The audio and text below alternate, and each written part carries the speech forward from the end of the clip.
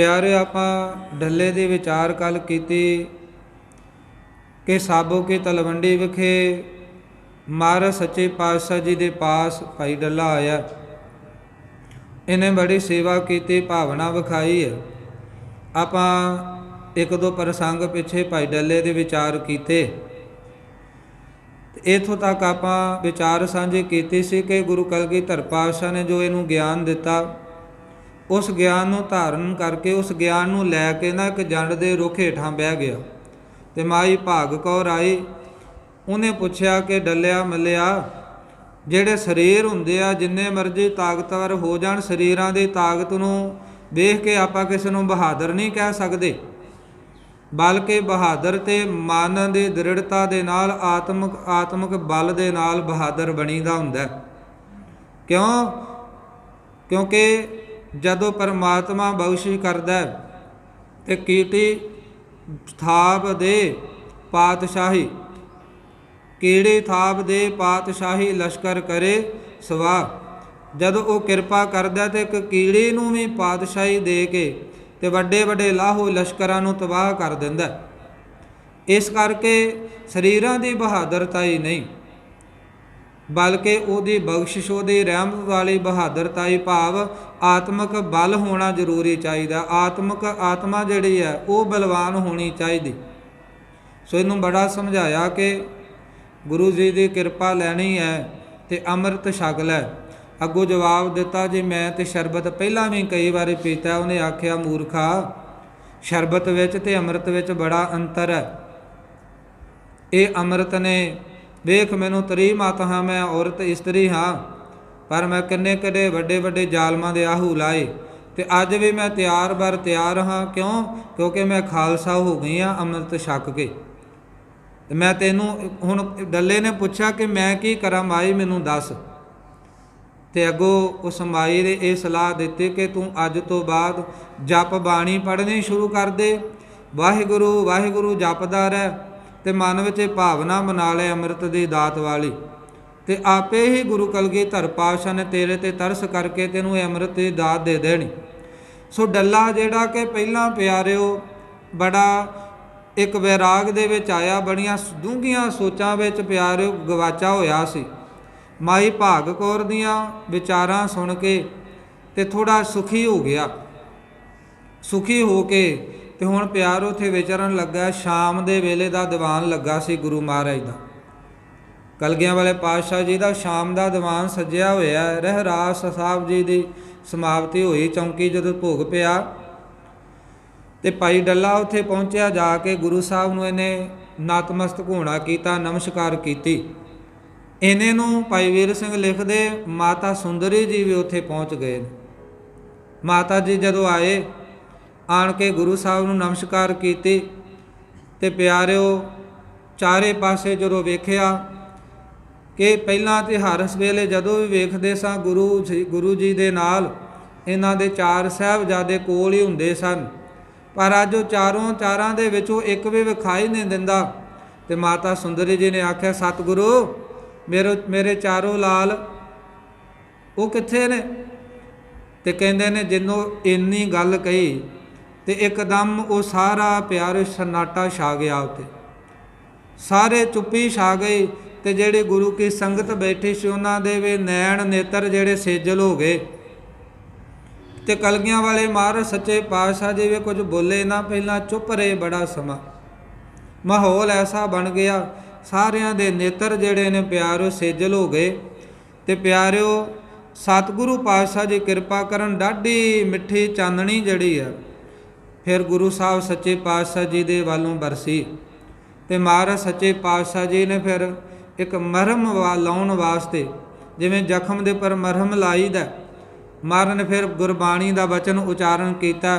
ਆਪਣੇ ਮੁਖਾਰ ਬਿੰਦ ਤੋਂ ਗੁਰੂ ਸਾਹਿਬ ਨੇ ਬਚਨ ਕੀਤਾ। ਸਤਿਗੁਰੂ ਕਹਿਣ ਲੱਗੇ, ਰਾਖ ਸਦਾ ਪ੍ਰਭ ਆਪਣੇ ਸਾਥ, ਤੂੰ ਹਮਰੋ ਪ੍ਰੀਤਮ ਮਨ ਮੋਹਨ, ਤੁਝ ਬਿਨ ਜੀਵਨ ਸਗਲ ਅਕਾਥ ਰਹਾਉ। ਰੰਕ ਤੇ ਰਾਉ ਕਰਤ ਖਿਨ ਭੀਤਰ, ਪ੍ਰਾ ਮੇਰੂ ਅਨਾਥ ਕੋ ਨਾਥ। ਜਲਤ ਅਗਨ ਮੈਂ ਜਨ ਆਪ ਉਦਾਰੇ, ਕਰ ਆਪਣੇ ਦੇ ਰਾਖੇ ਹਾਥ। शीतल सुख पायो मन तृप्ते, हर सिमरत श्रम सगले लात। निध निधान नानक हर सेवा, अवर सियानव सगल अकाथ। ਜਦੋਂ ਇਹ ਸ਼ਬਦ ਦੇ ਬੜੀ ਮਿੱਠੀ ਆਵਾਜ਼ ਦੇ ਵਿੱਚ ਮਹਾਰਾਜ ਨੇ ਉਚਾਰਨ ਕੀਤਾ ਤੇ ਇੱਕਦਮ ਜਦੋਂ ਇਹ ਸ਼ਬਦ ਦੀ ਧੁਨੀ ਸੰਬੰਧ ਹੋਈ ਤੇ ਫਿਰ ਤੋਂ ਚੁੱਪੀ ਛਾ ਗਈ। ਮਹਾਰਾਜ ਫਿਰ ਤੋਂ ਚੁੱਪ ਹੋ ਗਏ। ਕੁਝ ਸਮਾਂ ਗੁਰੂ ਸਾਹਿਬ ਸੱਚੇ ਪਾਤਸ਼ਾਹ ਜੀ ਨੇ ਪਿਆਰੇ ਮੋਹਨ ਧਾਰਨ ਕੀਤੇ। ਫਿਰ ਮਹਾਰਾਜ ਬੋਲੇ ਨੇ। ਸਤਿਗੁਰੂ ਪਾਤਸ਼ਾਹ ਜੀ ਨੇ ਉੱਥੇ ਫਿਰ ਬਚਨ ਕੀਤਾ। ਮਹਾਰਾਜ ਆਖਣ ਲੱਗੇ, 4 ਸਾਹਿਬਜ਼ਾਦਿਆਂ ਦੀ ਗੱਲ ਕਰਦੇ ਹੋ। ਪਾਤਸ਼ਾਹ ਜੀ ਨੇ ਜਦੋਂ ਇਹ ਗੱਲ ਕੀਤੀ ਤੇ ਮਹਾਰਾਜ ਸੱਚੇ ਪਾਤਸ਼ਾਹ ਆਖਣ ਲੱਗੇ, ਮਰੇ ਨਹੀਂ ਇਹ ਜੀਵ ਦੇ ਅਟਲ ਗੋਦ ਵਿਚਕਾਰ। ਜਿਹੜੇ 4 ਸਾਹਿਬਜ਼ਾਦਿਆਂ ਦੇ ਬਾਰੇ ਤੁਸੀਂ ਗੱਲ ਕਰਦੇ ਪਏ, ਮਰੇ ਨਹੀਂ, ਉਹ ਜੀ ਰਹੇ ਨੇ ਗੋਦ ਦੇ ਵਿਚਕਾਰ। ਤੇ ਨਾਲ ਹੀ ਆਖਿਆ, ਸਾਡੇ ਗੋਦੇ ਖਾਲਸਾ ਪੁੱਤਰ ਅਮਰ ਅਪਾਰ। ਜਦੋਂ ਇਹਨਾਂ ਬਚਨ ਕੀਤਾ ਤੇ ਇੱਕਦਮ ਮਾਤਾ ਸੁੰਦਰੀ ਜੀ ਨੂੰ ਤੇ ਜਿਹੜੇ ਪੂਰੇ ਨੇਮ ਦੇ ਵਿੱਚ ਪਰਪੱਕ ਸੀ ਨਾ ਸਿੱਖ ਸੰਗਤਾਂ, ਉਹਨਾਂ ਨੂੰ ਉੱਥੇ 4 ਸਾਹਿਬਜ਼ਾਦੇ ਖੜੋਤੇ ਵਿਖੇ ਨੇ ਪਿਆਰੇ।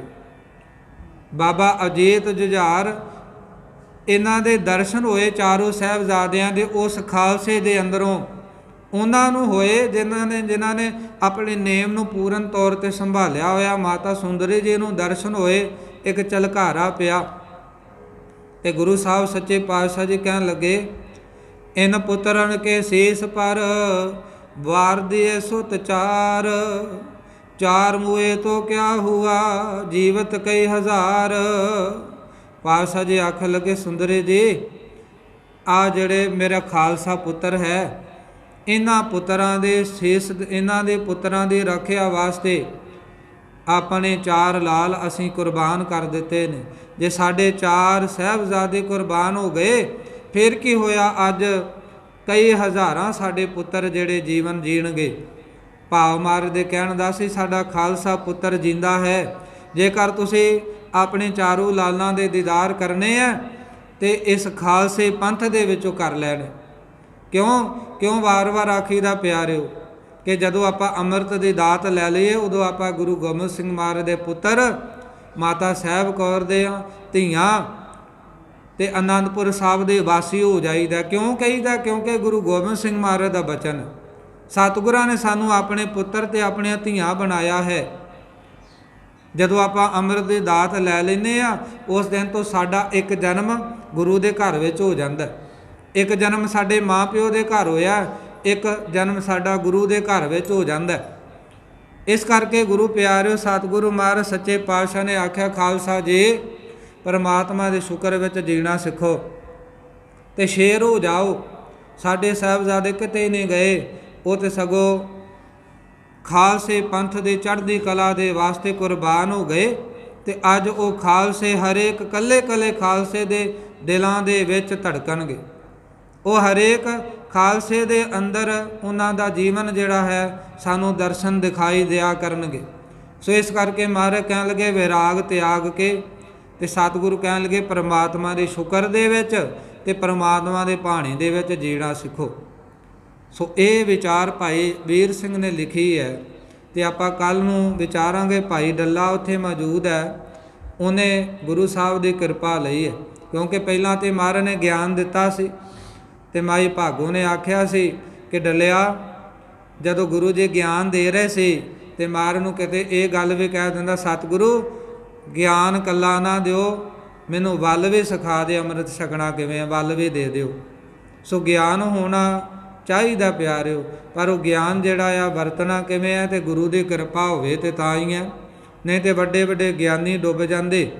ਤਾਂ ਹੀ ਸਤਿਗੁਰੂ ਮਹਾਰਾਜ ਸੱਚੇ ਪਾਤਸ਼ਾਹ ਜੀ ਨੇ ਆਖਿਆ, ਭਗਤ ਬਿਨਾ ਬਹੁ ਡੂਬੇ ਸਿਆਣੇ, ਗੁਰ ਕੀ ਮੱਤ ਤੂੰ ਲੈ ਆਨੇ, ਭਗਤ ਬਿਨਾ ਬਹੁ ਡੂਬੇ ਸਿਆਣੇ। ਬੜੇ ਬੜੇ ਸਿਆਣੇ ਗਿਆਨੀ ਡੁੱਬ ਜਾਂਦੇ ਆ ਜਦੋਂ ਗੁਰੂ ਦਾ ਗਿਆਨ ਨਹੀਂ ਪ੍ਰਾਪਤ ਕਰਦੇ ਤਾਂ। ਸੋ ਇਸ ਕਰਕੇ ਗੁਰੂ ਦਾ ਗਿਆਨ ਲੈ ਕੇ ਆਪਣੇ ਜੀਵਨ ਜਿਹੜਾ ਆ ਇਹਨੂੰ ਸੁਧਾਰਨ ਦਾ ਯਤਨ ਕਰੀਏ। ਗੁਰੂ ਸਾਹਿਬ ਜੀ ਦੀ ਦਇਆ ਵਰਤੇ ਤੇ ਆਪਾਂ ਕੱਲ ਨੂੰ ਅਗਲਾ ਪ੍ਰਸੰਗ ਵਿੱਚ